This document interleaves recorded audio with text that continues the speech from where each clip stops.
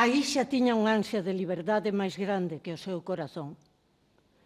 Nos campos de refuxiados, as persoas deixan de ser dun lugar determinado e convértense en xentes anónimas.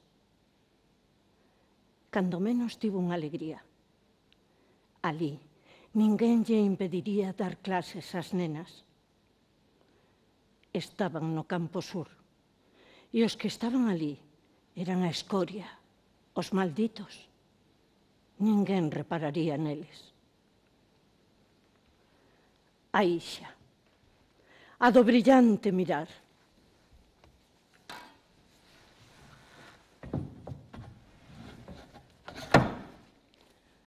Casárona cunha besta das montañas. Mirou o seu corpo, nacido para as caricias e o sobresalto do amor, e descubriu no marcado pola infamia dos golpes dun bruto. Decidiu fuxir.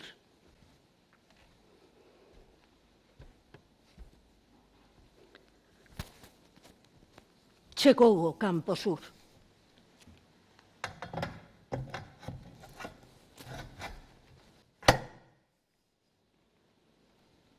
Había días que non comía, que dormía soa e triste, pero sentía o vento da liberdade.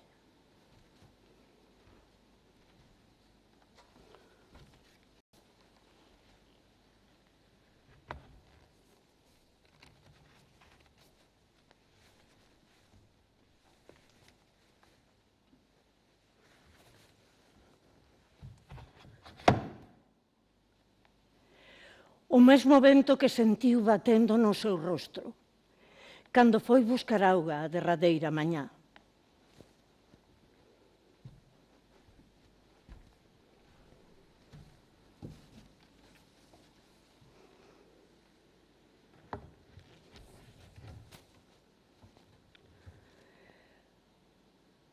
Tiña que andar 4 kilómetros, pero non lle importaba. Gustaba de sentir, baixo os seus pés, as areas do deserto, como cando cativa. Tiña que andar 4 kilómetros para topar auga, pero non lle importaba.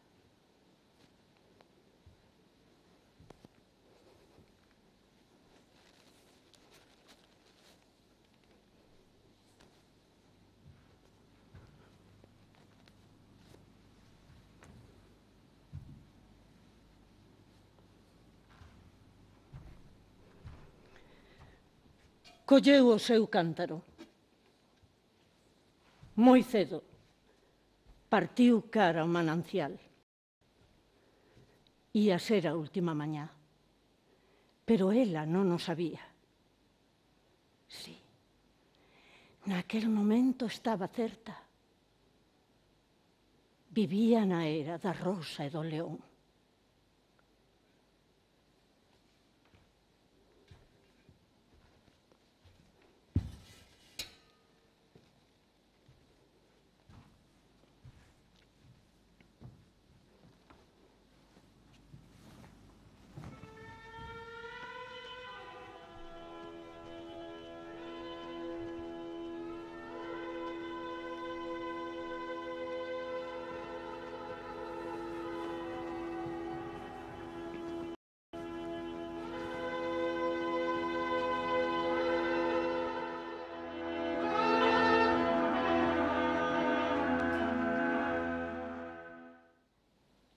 Marchara a Libia de cativo a estudiar.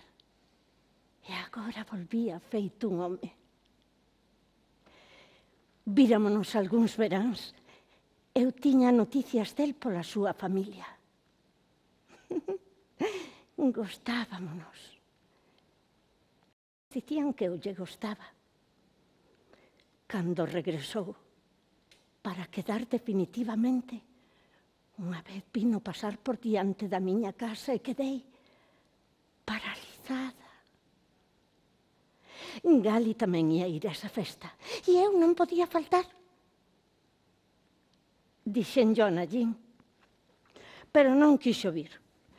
Non porque lle parecera unha falta grave. Os nosos xogos debían parecerlle cousa de cativos, senón porque daquela andaba en tratos cunha viúva de 31 anos. El tiña 19, que estaba a servirlle en bandexa todos os segredos da alcoba. Acompañoume ata casa da miña amiga Leila. Sé feliz, princesa, sé feliz. E marchou cara a súa cita, co brillo do desexo nos ollos. Tamén os meus debían brillar. Debe ser cousa de familia.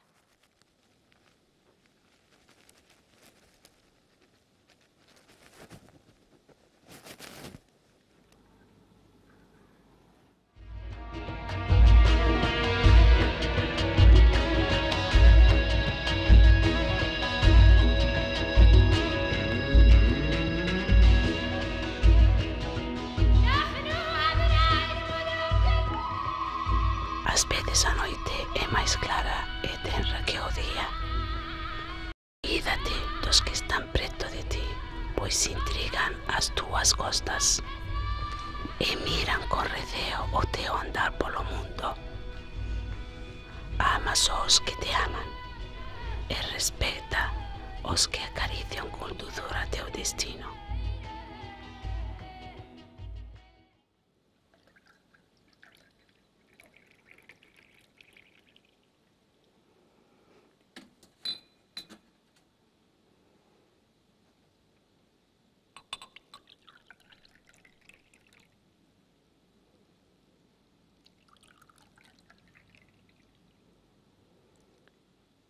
Breiki levaba sempre no seu carcaz frechas adornadas con plumas de merlo branco. Todas as xentes da aldea sabían que Breiki podía viaxar durante meses a países misteriosos para atopar plumas blancas para as súas frechas. El dicía que eran as millores para cazar leós. Pero aquel día, cando atopou o león que falaba, deixou de pensar así. O león díxolle que aquela idea súa das plumas de merlo branco era unha parvada, que el tiña falado moitas veces con merlos e que todos lle dicían que existían plumas moito máis xeitosas que as deles para as flechas. Breiki enfadouse co león e dixo: é imposible que sexa certo iso que dis. Ademais, como pode falar un león cun merlo? O entendemento, a concordia e o felicísimo sabor da paz. Era dunha tribu das montañas próximas á cidade. Conservaba a caricia do cabalo e a semente dos prados no seu corazón. Era crente, muller e árabe. Era o gozo da vida. Despois, chegou a barbarie.